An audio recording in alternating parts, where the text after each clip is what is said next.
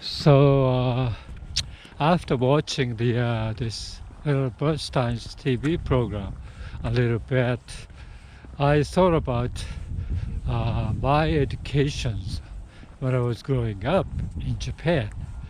I was born pretty much very southern part of Japan, Kyushu Island, and the countryside. But as always, Japanese educational system is pretty good there, and so I kind of I was exposed early on, the music of classical music, probably um, oh, my elementary school, third grade, fourth grade, fifth grade.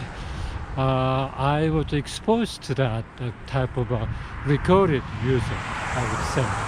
And but when I went to the junior high school, there was this music teacher. Elementary school teachers are pretty much like taking care of all the subjects of the your home class, and so some of the teachers are very good in teaching the music, but some of them are not. So I didn't have much impressions of elementary school years, but junior high school, there's this specific subject teacher, like a music teacher, art teacher, and Japanese language teacher, English teacher. They are very dedicated teachers, and they are even the particular countryside. I would say they are pretty good. And in this particular music class, classroom is also music class has a separate classroom. So you go in there, and it has all the famous world composers' portrait along the wall. So you get to know the Beethoven's face, J.S. Bach's face, Mozart's face, all these people's great composers' faces, and that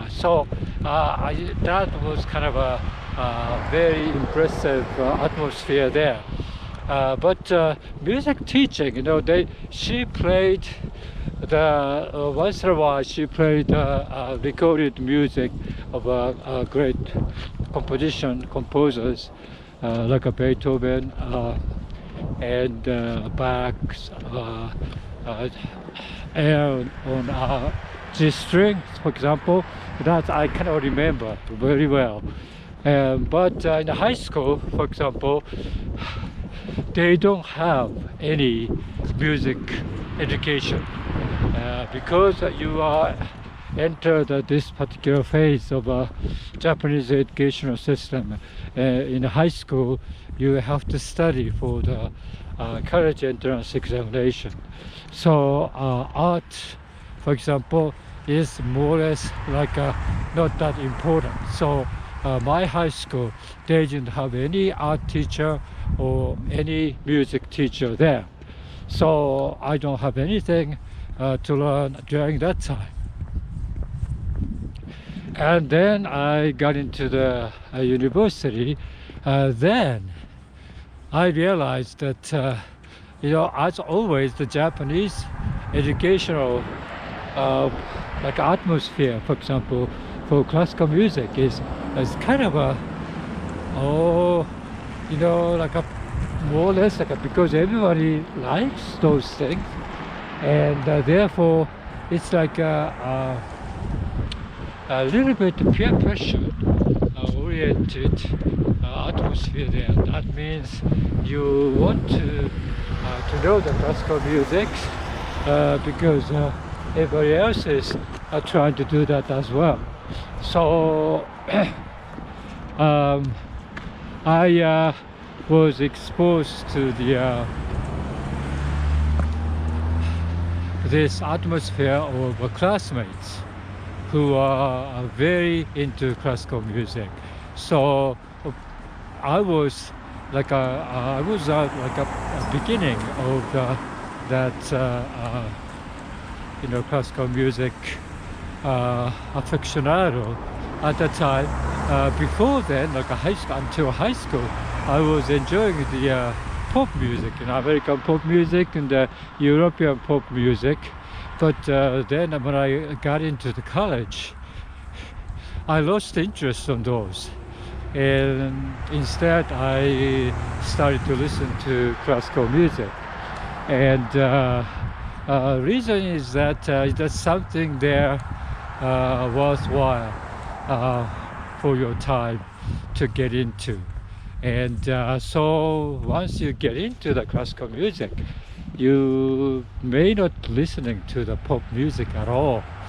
So pop music scene in the college years, I have a tremendous blank period. Although I could hear pop music through radios and so forth, but not much. So, I have a friend who are very, very into classical music, and he has a LP record collections. And as a student, you are very, very poor. You cannot buy so many LPs or anything. But when you get into college, I think you somehow manage to get like a cheap budget label recordings of somebody. So I started to collect those things, and that's one of the fondest memory of my hobbies that took over during that time, that I didn't care much other life. I think the appreciating the classical music was tremendously enjoyable, tremendously rewarding experience. I realized at that time. So then, from then on, I became pretty much like a classical music fan, and crossing over to all the other different composers, trying to listen to the other composers and everything. But I have my favorites. I would say if somebody asked me today, who is your favorite composers? And I say, well, Franz Schubert first, and the Beethoven's, and the Brahms. I think those three I have to put it very, very top of my list. I would say that because when you listen to the older classical music, and you really enjoy it, even the Tchaikovsky and Shostakovich, Stravinsky, Prokofiev, even J.S. Bach. You get into it, you enjoy it, but if it's not like a top three, I would argue that all the hundreds composers are very good, worthwhile to listen to. And but I think when you get older, for example, for some reason, those passion of listening to the music is dwindling, a little bit dwindling, because I have so many CDs. I still buy CDs, for example, because once in a while I find the interesting CDs that I like, the music I like, and I buy them. But most of the time, I kind of stop listening, and except that my most favorite Franz Schubert's songs, for example, I still listen to them. But all the symphonies and piano concerto, violin concertos and so forth, I don't listen that much, which is okay for me, because I had enjoyed those, and I knew that what is that particular sentiment, a particular pleasure of listening to those music.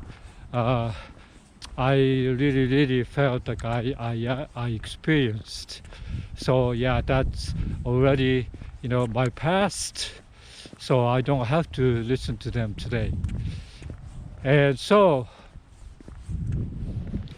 yeah, I don't know what the other people's feeling about this. I know there's this, whenever you go to the big city, for example, there's this symphony orchestra. Even the Denver have a Denver symphony orchestra playing the seasons concerts, and many people goes there. So like a Boulder, Colorado. Boulder is the University of Colorado campus located, and therefore there's a lot of to the CU campus for the recital and concerts of the students, as well as the Tekash quartet, string quartet, and University Symphony Orchestra concert and all these things. So very active there. And so I know there's a lot of people who are very into the classical music. But when you're living alone like me, and gave up on going to the concert, although if I have a chance, I like to attend there. But I think that one of the reasons why you gave up is because you still have to go to the concert during the evening time, where you have to drive, park the car, and walk to the symphony hall, and that process is very tedious for me, and I rather listen to the CD at home of the great composers' music.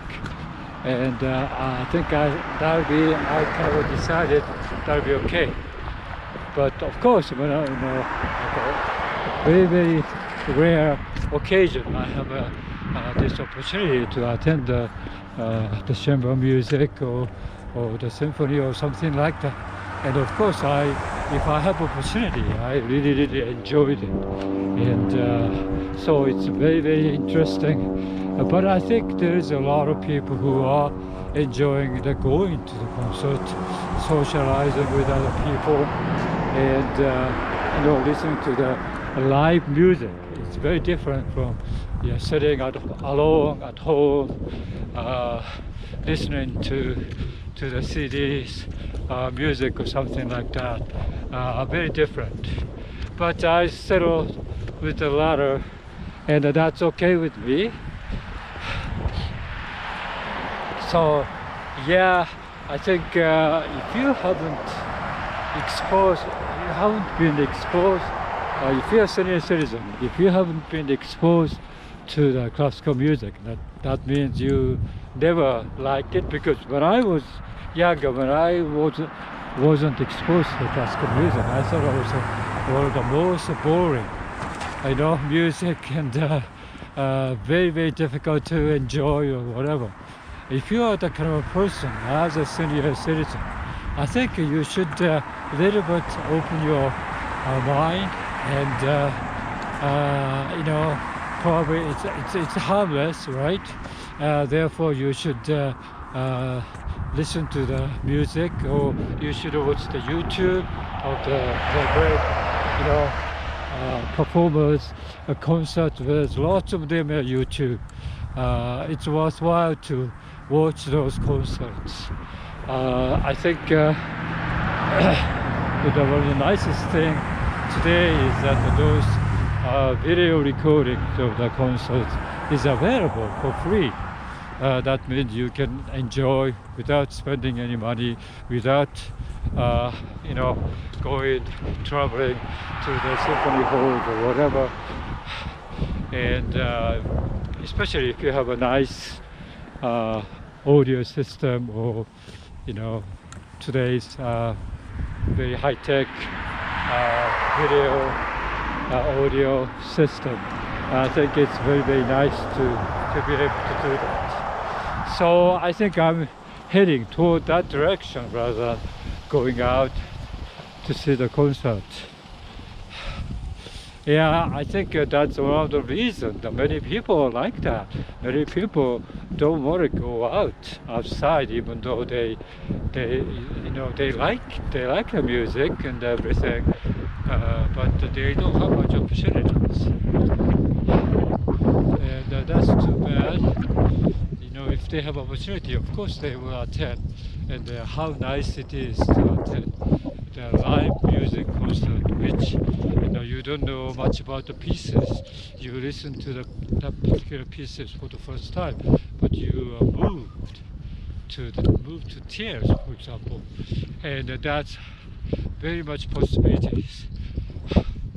So yeah, music is great. I think in your lifetime, I think if you experienced that particular joy of listening to the music, I think playing the music also, I think it's very much fun to do, very pleasurable to do so, but most people don't have that particular talent, don't have much time to practice, so they kind of end up with just listening to them, and that's okay. I think I'm glad that I had that opportunity, just listening to the music, and when I kind of toward the end of my life and the deathbed, what I think I like to do is, somehow I can play through my CD collections some of my favorite music pieces, and then I kind of slowly close my eyes and I go. You see, that's maybe a wonderful life, right? So for that reason, I cannot get rid of the CDs that I have, and that's my most treasure with my possessions, as well as books too. But the music is something very comforting and healing in my more or less like